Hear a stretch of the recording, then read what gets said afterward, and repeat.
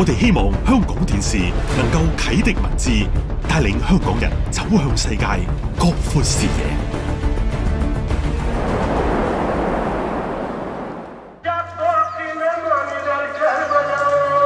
我哋嘅攝製隊冒住生命危險，走進受戰火威脅嘅阿富汗，直擊恐怖襲擊現場，首次進入阿富汗軍營拍攝，同前塔利班成員對話。追訪一位願意以生命揭露戰爭真相嘅戰地記者。Really want to do is to show the real face of the war.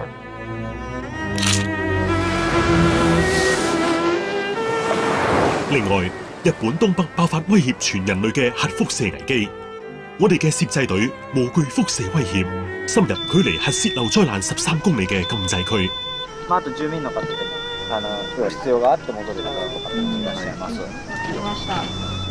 追訪一班義工點樣以無私大愛撫平災民嘅創傷。我願意竭盡全力令日本重現笑容。頑張ってJapan！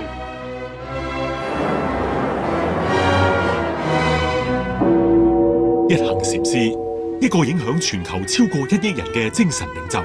曾經被馬丁路德金提名諾貝爾和平獎。我哋係第一隊香港攝製隊遠赴法國拍攝一行禪師為眾生而飄嘅故事。So it is possible to suffer less if you have the time to listen to your own suffering and the suffering of the world.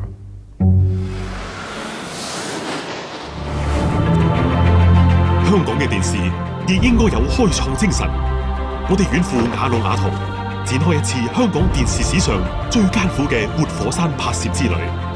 我哋徒步10日，穿越熱帶雨林，橫渡火山灰平原，攀過上千米海拔嘅幽靈地帶，面對毒氣同酸雨嘅襲擊。而家情況咧太惡劣，係落緊好大雨啊！我哋一定要盡快撤退呢度啊！憑體力同意志，我哋成為全亞洲第一隊近距離拍攝到熔岩湖真實現爆嘅製作隊伍。我覺得喺呢個成個電視嘅產業入邊，應該係一個最衰退嘅時候。多個平台咧，起碼多機會俾所有中意影視界嘅人，佢哋又投身呢個行業。增發免費電視牌照對觀眾同埋廣告客戶嚟講，都係有所得益。因為競爭而令到咧嗰個電視節目嘅咧係優質啲，吸引多啲觀眾咧，咁我哋嘅客戶咧就會有機會投放多啲嘅資源入去呢一個電視嘅媒介咯。加入咗新嘅電視台之後咧，咁我相信咧整體嚟講咧，香港電視台嘅節目質素咧係將會大大咁提升嘅。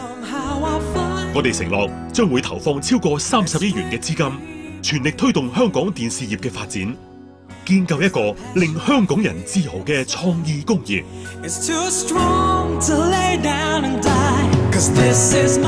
我哋承諾會做最認真嘅製作，有競爭先有進步，香港嘅電視製作先會有更多嘅出路。